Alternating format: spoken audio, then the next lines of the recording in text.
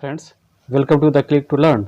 आज 20 जून 2021 है और आज हम लोग इस वीडियो में 14 से 20 जून तक जितने भी इम्पोर्टेंट करंट अफेयर्स हैं उसके बारे में डिस्कस करेंगे और साथ ही साथ मैं बहुत सारी आप लोग को इन्फॉर्मेटिव जानकारी भी दूंगा।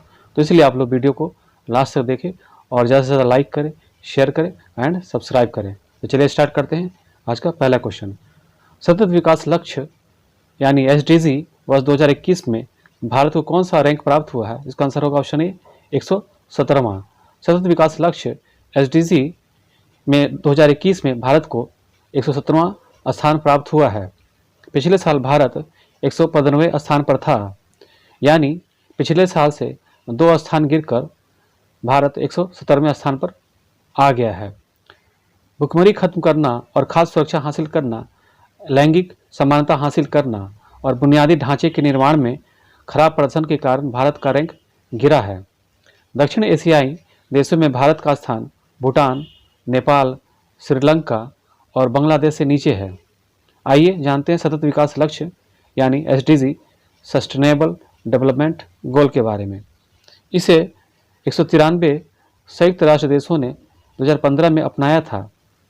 इन्हें वर्ष 2030 तक हासिल करने का लक्ष्य रखा गया है। यह सभी के लिए बेहतर और अधिक टिकाऊ भविष्य प्राप्त करने का एक खाका है। यह 17 लक्ष्यों पर आधारित है। नेक्स्ट क्वेश्चन देखते हैं। हाल ही में आई फैमिलिया किस संस्था ने लॉन्च किया है? इसका आंसर होगा ऑप्शन बी इंटरपोल। आई फैमिलिया इंटरपोल द्वारा लॉन्च किया गया है। यह लापता व्यक्तियों की पहचान करने के लिए एक वैश्विक डेटाबेस है। यह परिवार के DNA के माध्यम से लापता व्यक्तियों की पहचान करने में सक्षम है और सदस्य देशों के जटिल मामलों को सुलझाने में पुलिस की मदद कर सकता है। आइए जानते हैं इंटरपोल क्या है। इंटरपोल एक अंतर्राष्ट्रीय संगठन है जो दुनिया भर में पुलिस सहयोग और अपराध नियंत्रण की सुविधा प्रदान करता है। इंटरपोल का मुख्यालय लियोन, फ्रांस में है। इसकी स्थापना 7 सितंबर 1923 को हुई थी। इसके वर्तमान अध्यक्ष किम जोंग यांग हैं। नेक्स्ट क्वेश्चन देखते हैं। हाल ही में परफॉर्मेंस ग्रेडिंग इंडेक्स 2019-20 में किस राज्य या केंद्रशासित प्रदेश ने शीर्ष स्थान प्राप्त किया है? इसका आंसर होगा option C Punjab. Performance grading index यानी PGI 2019-20 में सभी राज्यों और केंद्रशासित प्रदेश में शीर्ष स्थान पंजाब ने प्राप्त किया है, जबकि चंडीगढ़, तमिलनाडु, अंडमान और निकोबार का क्रमशः दूसरा, तीसरा व चौथा स्थान है। भारत सरकार के शिक्षा मंत्रालय द्वारा PGI यानी परफॉर्मेंस ग्रेडिंग इंडेक्स 2019-20 जारी किया गया है।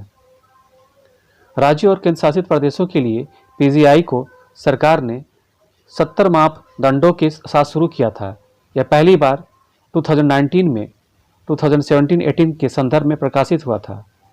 परफॉर्मेंस ग्रेडिंग इंडेक्स राज्यों को स्कूली शिक्षा में के क्षेत्र में परिवर्तनकारी परिवर्तन को उत्प्रेरित करने के लिए सीखने के परिणामों और गुणवत्ता पहुंच, बुनियादी ढांचे और सुविधाओं, इक्विटी और शासन प्रक्रियाओं से संबंधित 70 मापदंडों के एक सेट पर रैंक करता है। परफॉर्मेंस ग्रेडिंग इंडेक्स 2019-20 में स्कूली शिक्षा में प्रदर्शन के आधार पर राज्यों की 10 कैटेगरी बनाई गई है। इसकी पहली कैटेगरी में फिलहाल कोई राज्य नहीं आ सका है। PGI 2019-20 की दूसरी कैटेगरी में पंजाब, चंडीगढ़, केरल, तमिलनाडु और अंडमान व निकोबार द्वीप समूह शामिल हैं। PGI 2019-20 के मुताबिक स्कूली शिक्षा के क्षेत्र में अवसंरचना और सुविधाओं की श्रेणी में बिहार और मेघालय को सबसे कम अंक मिले हैं। परफॉर्मेंस ग्रेडिंग इंडेक्स भारत के विभिन्न राज्यों और केंद्रशासित प्रदेशों की शिक्षा क्षेत्र में परफॉर्मेंस के जांचने हेतु जारी किया जाता है। नेक्स्ट क्वेश्चन देखते हैं। 67वें राष्ट्रीय फिल्म पुरस्कार 2021 में पर्यावरण संरक्षण पर सर्वश्रेष्ठ फिल्म राष्ट्रीय पुरस्कार किस फिल्म को मिला है? इसका आंसर होगा option A water burial. Arunachal Pradesh की वाटर ब्यूरियल को 67वें राष्ट्रीय फिल्म पुरस्कार 2021 में पर्यावरण संरक्षण पर सर्वश्रेष्ठ फिल्म का राष्ट्रीय पुरस्कार मिला है। इस फिल्म को शांतनु सेन द्वारा निर्देशित किया गया है। यह फिल्म लोकप्रिय असमिया उपन्यास सवा कोटा मनहू से प्रेरित है। यह फिल्म अरुणाचल प्रदेश में एक स्थानीय जनजाति के अंधेरे अनुष्ठान के आसपास एक दिलचस्प कहानी है।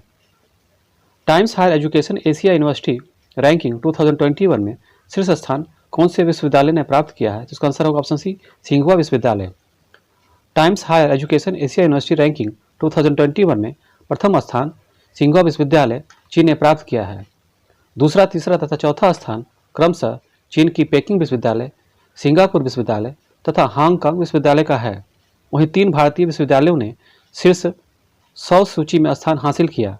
इनमें Indian Institute of Science Bangalore 37वें, IIT रोपड़ 55वें और IIT इंदौर को 78वें स्थान पर रखा गया है। हाल ही में भारतीय फुटबॉल टीम के कप्तान सुनील छेत्री ने किस खिलाड़ी को पीछे छोड़ सबसे ज़्यादा गोल करने वाले दूसरे खिलाड़ी बने हैं? इसका आंसर होगा ऑप्शन ए, लियोनेल मेसी। भारतीय फुटबॉल टीम ने हाल ही में फीफा वर्ल्ड कप क्वालिफायर्स में बांग्लादेश को अपने 7वें ग्रुप मैच में 2-0 से हरा दिया। इस मैच में 2 गोल करने के साथ ही सुनील छेत्री ने अर्जेंटीना फुटबॉल टीम के कप्तान और दिग्गज खिलाड़ी लियोनेल मेसी को भी पीछे छोड़ दिया है। अब सुनील छेत्री सक्रिय फुटबॉलरों में सबसे ज़्यादा गोल करने वाले दूसरे खिलाड़ी बन गए हैं। 36 वर्षीय छेत्री ने इंटरनेशनल स्तर पर अपने गोलों की संख्या 74 कर ली है। हालांकि सबसे ज़्यादा गोल करने के मामले में पुर्तगाल के दिग्गज खिलाड़ी क्रिस्टियानो रोनाल्डो हैं। रोनाल्डो ने इंटरनेशनल लेवल पर अभी तक 174 मैचों में 103 गोल दागे हैं। हाल ही में किसी ने महानिदेशक नौसेना संचालन के रूप में पदभार ग्रहण किया है? जिसका आंसर होगा option A, Rajesh Pendharkar. Vice admiral Rajesh Pendharkar ने महानिदेशक नौसेना संचालन या नौसेना ऑपरेशन के महानिदेशक के रूप में पदभार ग्रहण किया है। उन्होंने मिसाइल कॉर्वेट INS कोरा, मिसाइल फ्रिगेट INS शिवालिक और विमान वाहक पोत INS विराट की कमान संभाली है। नेक्स्ट क्वेश्चन देखते हैं। हाल ही में किसे 2021 का पेन पिंटर पुरस्कार से सम्मानित किया गया है? इसका आंसर होगा सित्सी डांगारेमबगा। जिम्बाब्वे की लेखिका सित्सी डांगारेमबगा को 2021 का पेन पिंटर पुरस्कार से सम्मानित किया गया है। इससे पहले उन्हें उनके सक्रियतावादी कार्य के लिए 2021 के PEN freedom of expression award से सम्मानित किया गया था। The book of not nervous conditions, this mournable body Tsitsi Dangarembga की कुछ प्रसिद्ध साहित्यिक कृतियां हैं। उन्हें उनकी पुस्तक दिस मोर्नेबल बॉडी के लिए 2020 के बुकर पुरस्कार के लिए शॉर्टलिस्ट किया गया था। आइए अब जानते हैं पेन पिंटर पुरस्कार के बारे में। इसकी स्थापना 2009 में हुई थी। यह नोबेल पुरस्कार विजेता हेराल्ड पिंटर की याद में दिया जाता है। यह अंग्रेजी में लिखे गए उत्कृष्ट साहित्यिक कार्यों के लिए दिया जाने वाला एक वार्षिक पुरस्कार है। डांगारेमबगा एक नाटककार, फिल्म निर्माता और कार्यकर्ता भी हैं, जिन्हें जिम्बाब्वे की राजधानी हरारे में विरोध प्रदर्शन करते हुए 2020 में गिरफ्तार किया गया था। नेक्स्ट क्वेश्चन देखते हैं।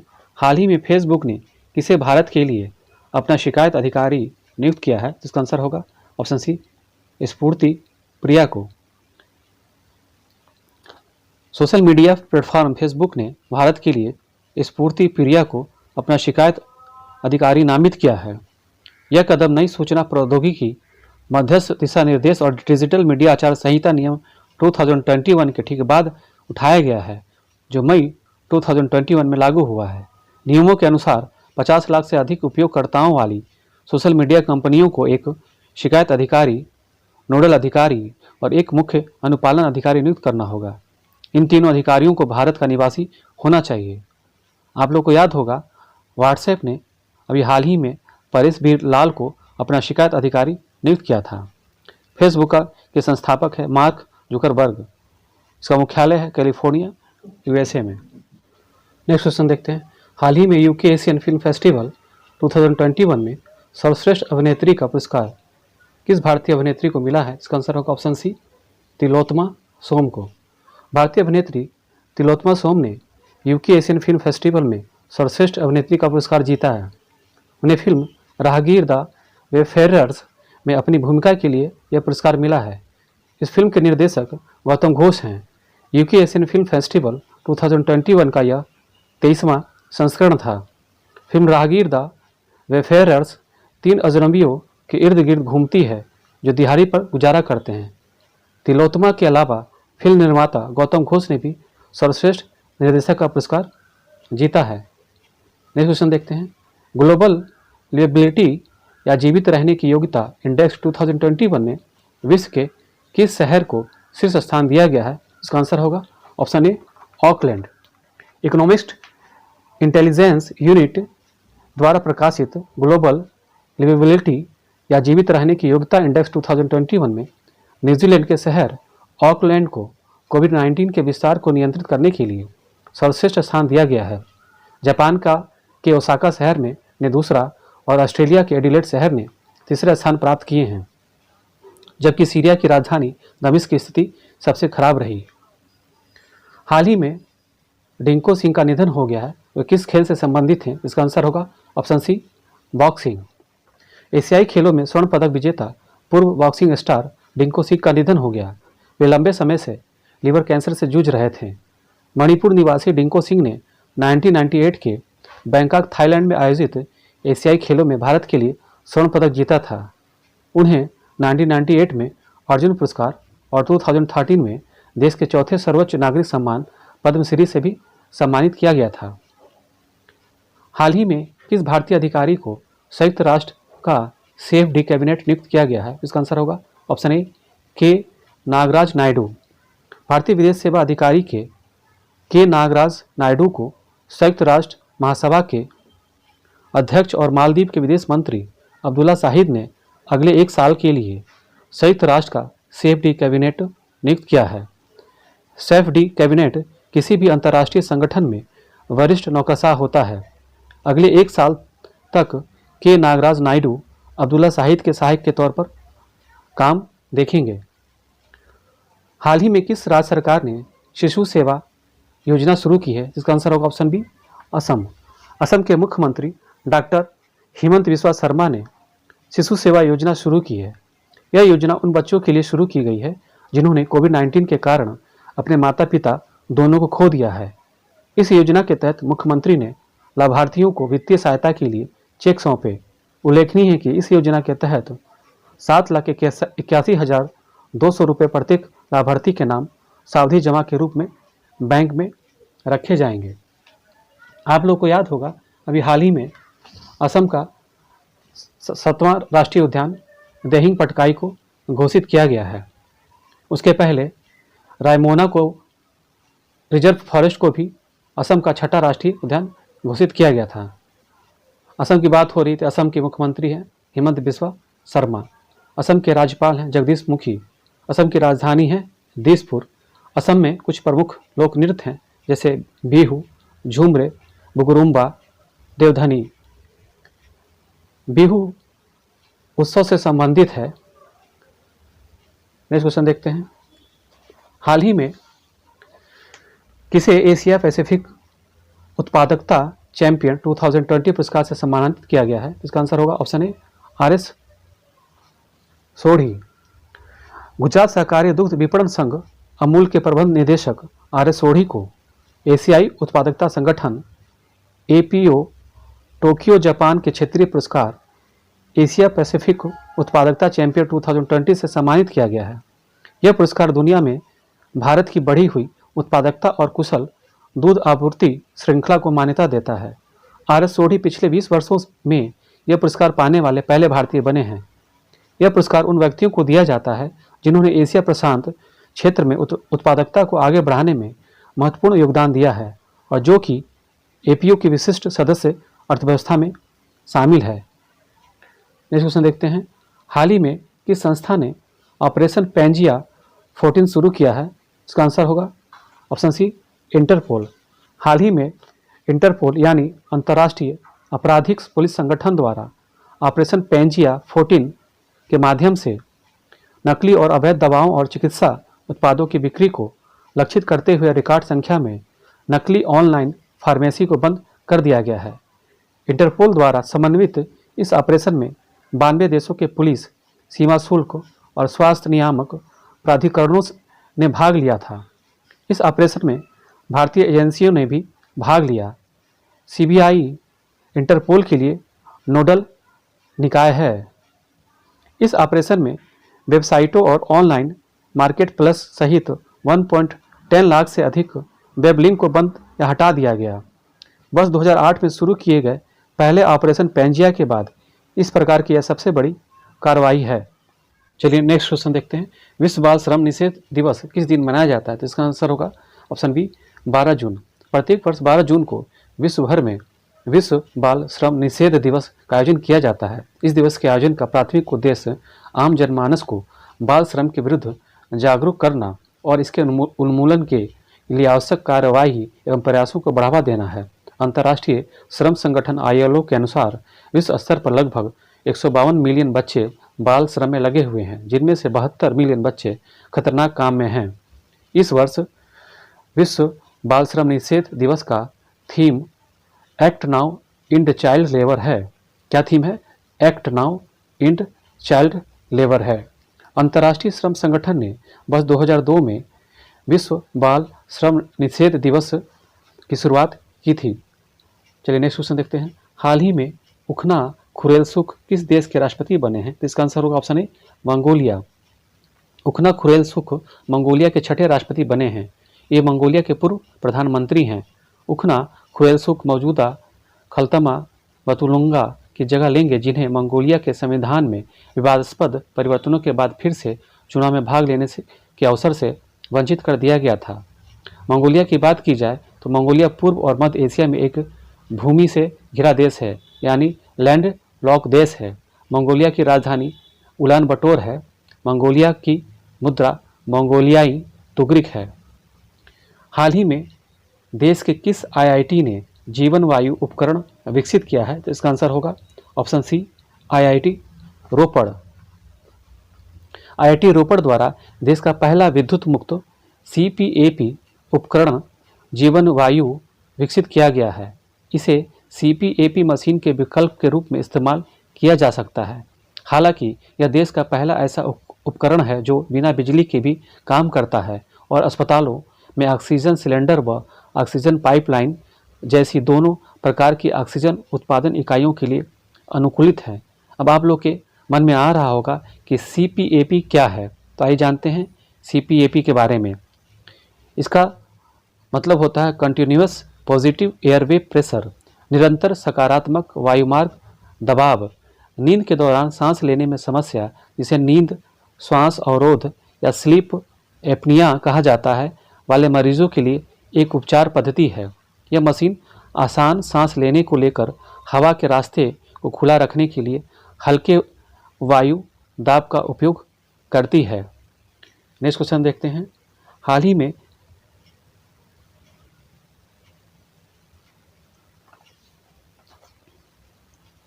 नेक्स्ट क्वेश्चन देखते हैं। स्वतंत्र भारत के पहले ओलंपियन जिनका हाल ही में निधन हो गया, उनका नाम है, आंसर होगा ऑप्शन ए सूरज सिंह माथुर। ओलंपिक खेलों में मैराथन पूरी करने वाले स्वतंत्र भारत के पहले ओलंपियन सूरज सिंह माथुर का हाल ही में निधन हो गया। 1952 के हेलसिंकी ओलंपियन में दिग्गज एमिल जातोपेक के साथ दौड़ते हुए उन्होंने 2 घंटे 52 मिनट 92 सेकेंड में 92 स्थान पर मैराथन पूरी की थी। 1951 में पहले एशियाई खेल में उन्होंने कांस्य पदक जीता। उनका जन्म दिल्ली के मोहम्मदपुर माजरी गांव में हुआ था। वे 2 बार के राष्ट्रीय चैंपियन थे। नेक्स्ट क्वेश्चन देखते हैं। हाल ही में फोर्ब्स द्वारा जारी विश्व की सर्वश्रेष्ठ बैंकों की 2021 की सूची में किस बैंक को शीर्ष स्थान प्राप्त हुआ है? इसका आंसर होगा ऑप्शन ए DBS बैंक। DBS बैंक को फोर्ब्स द्वारा विश्व के सर्वश्रेष्ठ बैंकों की 2021 की सूची में नामित किया गया है। DBS लगातार दूसरे वर्ष भारत में 30 घरेलू और अंतर्राष्ट्रीय बैंकों में से पहले स्थान पर है। फोर्ब्स द्वारा विश्व के सर्वश्रेष्ठ बैंकों की सूची का यह तीसरा संस्करण है, जिसे मार्केट रिसर्च फर्म स्टेटिस्टिक्स के साथ साझेदारी में आयोजित किया गया है। दुनिया भर में 43,000 से अधिक बैंकों का समान संतुष्टि और विश्वास, डिजिटल सेवाओं, वित्तीय सलाह और शुल्क जैसी प्रमुख विशेषताओं के आधार पर मूल्यांकन किया गया। हाल ही में DBS बैंक इंडिया को एशिया मनी द्वारा भारत के सर्वश्रेष्ठ अंतर्राष्ट्रीय बैंक 2021 के रूप में मान्यता दी गई थी। 2020 में न्यूयॉर्क स्थित व्यापार प्रकाशन ग्लोबल फाइनेंस द्वारा लगातार 12वें वर्ष डीबीएस को एशिया में सबसे सुरक्षित बैंक नामित किया गया। वर्तमान में भारत में इसके 19 राज्यों में 600 शाखाएं हैं। डीबीएस बैंक 26 वर्षों से भारत में कार्य कर रहा है और अपने छोटे और मध्यम आकार के उद्यम व्यवसाय और उपभोक्ता ऋण संचालन को मजबूत बनाने और एक पूर्ण सेवा बैंक बनने के लिए लगातार विकास की ओर बढ़ रहा है। डीबीएस बैंक के प्रबंध निदेशक सुरजीत सोम हैं। इसके सीईओ पीयूष गुप्ता हैं। नेक्स्ट क्वेश्चन देखते हैं। विश्व रक्तदाता दिवस प्रत्येक वर्ष मनाया जाता है। इसका आंसर होगा 14 जून। प्रत्येक वर्ष 14 जून को विश्व स्तर पर विश्व रक्तदाता दिवस मनाया जाता है। इस दिवस को मनाए जाने का प्राथमिक उद्देश्य रक्तदान के महत्व के बारे में जागरूकता फैलाना और जीवन बचाने में स्वैच्छिक और वैतनिक रक्तदाताओं के योगदान की पहचान करना है। विश्व रक्तदाता दिवस 2021 की theme celebrating the gift of blood है, जबकि इसका slogan share life give blood है। पहला विश्व रक्तदाता दिवस वर्ष 2004 में विश्व स्वास्थ्य संगठन द्वारा मनाया गया था। यह दिवस कार्ल लैंडस्टीनर की जयंती के उपलक्ष्य में मनाया जाता है। उन्हें आधुनिक रक्त ट्रांसफ्यूजन का जनक माना जाता है। नेक्स्ट क्वेश्चन देखते हैं। हाल ही में इजराइल के नए प्रधानमंत्री बने हैं। इसका आंसर होगा ऑप्शन सी नफ्ताली बेनेट। पूर्व तकनीकी उद्यमी नफ्ताली बेनेट ने इजराइल के नए प्रधानमंत्री के रूप में शपथ ली है। उन्होंने बेंजामिन नेतन्याहू का स्थान लिया है। वे इजराइल के 13वें प्रधानमंत्री हैं। नफ्ताली बेनेट ने एक वोट के अंतर से विश्वास मत हासिल किया है। 120 सदस्यीय सदन में उन्हें 60 वोट मिले, जबकि बेंजामिन नेतन्याहू को 59 वोट मिले। नफ्ताली बेनेट दक्षिणपंथी यामिना पार्टी के नेता हैं। बेनेट एक नई गठबंधन सरकार का नेतृत्व करेंगे तथा सितंबर 2023 तक प्रधानमंत्री पद पर रहेंगे। उसके बाद वहां सत्ता यायर लैपिड को सौंप देंगे। इजराइल की बात हो रही है तो इजराइल भूमध्यसागर पर स्थित एक मध्य पूर्वी देश है। यह जॉर्डन, सीरिया, लेबनान व मिस्र से घिरा हुआ देश है। इजराइल के प्रधानमंत्री नफ्ताली बेनेट। इजराइल की राजधानी है यरूशलेम। यरूशलेम यहूदी, ईसाई व मुस्लिम तीनों के लिए पवित्र भूमि है। इजराइल की मुद्रा इजरायली सेकेल है। इस क्वेश्चन देखते हैं। वर्ल्ड गिविंग इंडेक्स 2021 की रिपोर्ट के अनुसार भारत कौन से स्थान पर है? इसका आंसर होगा ऑप्शन ए 14वें स्थान पर। वर्ल्ड गिविंग इंडेक्स 2021 की रिपोर्ट के अनुसार भारत दुनिया का 14वां सबसे धर्मार्थ देश है।